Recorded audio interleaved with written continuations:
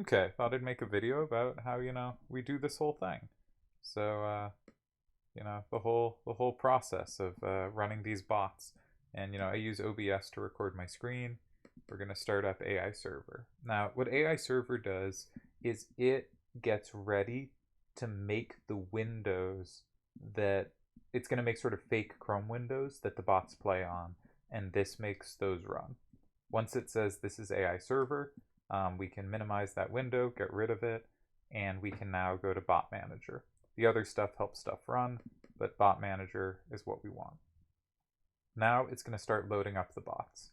When it loads up each bot, I usually move it to the right. I tend to do other stuff on the left side of the screen while running the bots. So I move it over to the right, and then I minimize it. And hopefully you can see what I'm doing. It's not very exciting, but I thought I'd give a quick tour. So it's going to load up. It has a separate window for each bot. You can see here it's loading Jack, loading Club, loading Queen. It loads them in the order I list them in a config thing that I will not be showing because that shows all of their passwords. This is my second attempt to record this video, and sometimes they load up quicker than others. And the previous one I realized maybe I shouldn't show the passwords to these accounts. Maybe that's a dumb thing to do. So hopefully this is all showing up all right. So I open up the 7 default bots. Sometimes it doesn't let me click on it, and I have to click on some other window before clicking back, or it won't let me minimize it, but such is life. Once it gets running on a computer, this is very easy to run. Takes very minimal effort on my end, which is really nice. That's exactly what I wanted out of this. So we now have all 7 logged in. What we're now going to do is it gives instructions, because my friend did great at this. You can show details, which basically doesn't say much, says things like the password. You can start a specific bot, but you can start all bots. We're going to start all bots.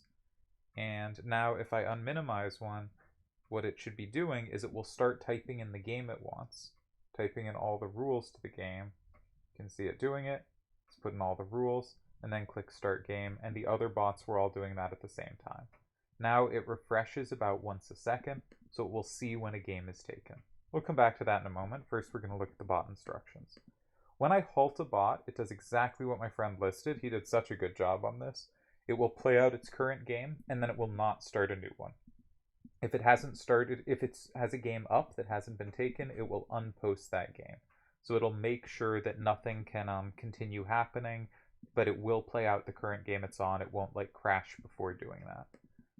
If, however, I need to get it dead immediately for whatever reason, I've never used this, we have the kill bot function. Halt all is usually what I use, and that will slowly have all the bots finish their games and then go idle. Sometimes I stop them one at a time and leave some up longer just for whatever reason.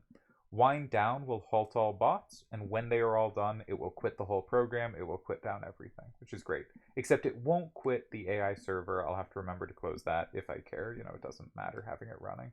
And quit will just kill things immediately. Everything will time out if it's in a game. If a game's up, it won't close it. I've never used quit. Mostly I use start all and halt all. Now, the main things to do, if we now check, it looks like all 7 bots still have their games up, so hopefully at least one of the games gets taken, so we can show what that looks like. Given that I just took them down and put them back up, it is possible that people who were playing them think they're still down. So it just makes 7 of these windows, and they're all refreshing. And yeah, we can cycle through them. When one of them crashes, what will happen is it will give an error readout down here and say blah blah blah blah blah, and at the bottom of it it'll usually say which bot has crashed. So sometimes when something crashes and I'm not sure, I have to cycle through all the screens, check each one of these 7 to see where the error is. But usually all I have to do is look at this. It says bot club crashed, and then I type halt club, start club, and it gets going again. Now there's a couple errors it doesn't catch, so I usually do then go check it to make sure nothing went wrong. Also at this point, this window in the top left, not needed anymore. Once it's running, we don't need to open anything else there. Easy to see if a game has been taken because there should be 7 of these up, and there are 7 up. Sometimes I run experiment as well. Unless we can get a game on this, this might be all I have to say. I guess I'll minimize the recording window, though I don't really need to. You can see the stupid going into infinity of itself. It's a fairly, not new computer, it's like 7 years old, but I bought it recently. And yeah, I often click through this. Again, I'm usually doing other stuff on the side. I really would like to get an example of a game, and so I could show you a bot crashing, because I can sort of force a crash. So I'm hoping we get a game within the next few minutes. I think I will pause the recording until I do get a game, and then we'll be back, and that will take no time for you. Because no one would take my game, we have fallen to drastic measures. We have logged into a VPN because I can't play from the same IP address, and we're going to take one of the games so you can see how it looks. So I'm going to open one of the games. Let's pick one at random. Let's see whatever the middle one is. Spade. Okay, we're going to play Spade. I might not have the right cards to play Spade on this account. Oh, no, we do. Nice. Okay. So Spade has the turn, and you can see Spade stops reloading. Now it's going to play much slower. Normally it would make a move within 3 seconds, but with the or 5 seconds. But with the recording device on, it goes much slower and takes about 20 seconds to find a move. But it knows it's its move and eventually finds a move. And Spade likes big corners. So now I have to reload by hand. On the left is the me playing, and the right is it. And you can see it reloads about once every second. Here it's more like every 2 or 3 seconds because, again, this runs significantly slower when I'm using the recording at the same time. Now, if we try to do something, we probably have some way to set up nicely, maybe 8, 6, 7, 2, and 5. One of the weaknesses of Spade is if there's a big setup against its starter, it usually doesn't catch it. 8, 2, 8, 5 also looks really good in 5. I'm going to use 8, 2, 6, 7. Yeah, let's not think through too deeply. I just want to show what this looks like. So I make a move, and then because it's reloading every few seconds, on the right you can see it's going to reload. It sees the move. Now it stops doing the reloading because now it's thinking. And usually, yeah, it makes a move pretty quick. So we're going to have to reload manually over here. You can see how this looks, and if there were other games happening, which there are. Oh, as soon as I took a game, everyone started taking games. It's also playing games here, so it's thinking in this game. It's not on turn in this game. I should probably be thinking about my own position, but we'll make a move. And Queen is thinking here against Deli. So we'll pop back to those, but I should finish this game. If so, I guess I'll play quickly. I guess we'll put something safely in 2. That seems like a way to play quickly. 8, 2, 8, 5 is my big threat in other squares, so I guess we'll stick this in 2 and see what happens. And it reloaded. Now I'm going to crash it intentionally, or try to. Yes. Sometimes if I reload, it crashes. So you can see here that it gives this lengthy loadout reading, but fundamentally at the bottom it tells you bot Spade is crashed. And all I have to do is say halt Spade, so it knows it's not running anything, and then start Spade, and now it's going to realize it's its turn, and normally again it would make a move within 3 seconds. Now it's going to take a little longer, and it's back running again. So all I need to do is see that, and everything runs easily. There's a few types of errors it doesn't catch, but fundamentally that's what it does, and it does it, I think, really well. We're going to play the obvious move here rather than calculate. I guess they have a huge setup here against our 8s to the right, so that doesn't seem like the move. I feel like they should play, if we look over here on the left, I feel like they should play 6, 6, 8, 5, and 7, right? But I guess then I have 5, 8, 6, 6, and 8, so maybe there's nothing. Anyways, calculating's for posers, and take them. Sometimes this happens when I play on a VPN. Whatever, that's not related to the recording. And we're gonna pick up a card, play it in 7, and it's gonna fairly quickly play its reply. And then we'll check on the other games and see how they look. And actually, this will be useful. I'm going to close my window over on experiment. You can see it putting in the rules. And you can tell it different rules to put in, and now it's put the game back up. We're going to put that back down and see what other games are going on. All right, that game ended, so it put up a new game. This game has a new game going. We have Joker versus Kai. And we have Deli versus Bot Club Queen. It looks like from a very quick scan. Oh, one thing interesting is when a plus happens, there's a little thing up at the top that says like and plus. And that goes away after a few seconds. But if you're reloading every second, you reload before that goes away. So it can be hard to read games because there will be a big plus sign over the middle of the screen when a bot's playing, because it reloads such that until that turns over, it's going to say plus. So you can get some silly graphic stuff here, and maybe we'll keep an eye out for that. But I think this should give a sense of what they look like when they're playing, what it all looks like from my end. This is my big control panel. Alright, so Queen has no down power, but has 2 cards locked. Does Deli have a way to finish them? 3, 5, 1, 7, and 1 is the move I would look at first, but it does not quite win because they have 6, 4, 2, 5, and 3. So Deli's doing something else. 2, 5, 6, 2.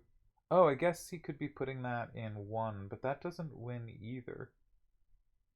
They have 6, 4, 2, 5, and 3. So I think Queen has managed to tie here. Obviously, you know, bots play better some games than others. Over here, it looks like Kai is a nice position. They can take the free space in 9. And just intuitively looks very good for them.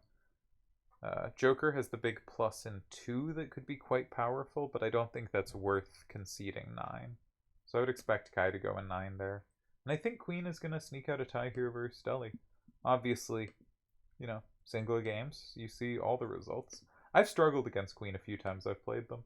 I think Queen is kind of annoying. The whole, like, Queen through Spade tier, like, sometimes they just match up really annoyingly with what you're trying to do. And sometimes they feel like pushovers. So Queen plays pretty quick. You can see the moves happen quickly. They happen automatically. The bots run really well once they're running. And again, I just keep an eye out here. The one problem that happens is sometimes when people take their game, especially on a phone, so it's showing this screen, it will think, for some reason, it will go to the sorry you're in a game menu. Maybe it's like reloading at the same time the game's taken, but it's weird it mostly does it against phones. And the bot can't press continue there to go to the game it's supposed to be in. And that also is an error that doesn't show here. It doesn't realize something has gone wrong. And so that's one where every once in a while I just cycle through all the games that are up to see if one has crashed that way, because that's a way I won't recognize. They'll also crash when an opponent times out. It will crash without telling me, but it won't like have put up a new game or anything. It'll just get stuck on the your opponent has timed out, return to TTA screen. And so that one at least doesn't risk it like timing out on anyone. It's just out of action until I catch it. But those are basically the only 2 real glitches that happen that don't show up on this little window here. And so this little window is wonderful. Occasionally 2 bots crash at once, so I'll do like halt spade, start spade, because I saw spade. But if I scrolled up, I would see that, you know, Queen also crashed at the same time, and I could go to fix that. I think that's all there is to say. This wonderful little menu is great. Excuse me. And yeah, I mean, the bots just basically work and do it on their own and do it nicely. And so sometimes when I have it up, I scroll through this. But what I try to do is make whatever window I'm actually in, make it like a slightly smaller window to make sure this is visible under the screens I'm in. Okay, so we saw it. Opponent crashed, and Joker does crash. So it actually does tell me Joker crashed. And if I say halt Joker, start Joker, it will get to the thing. So it actually, that one it does tell me about. So I was wrong there. But that kind of stuff can happen and be a little tricky. But I guess that one does show. So it's really the one where it doesn't realize it's in a game that is the potential issue.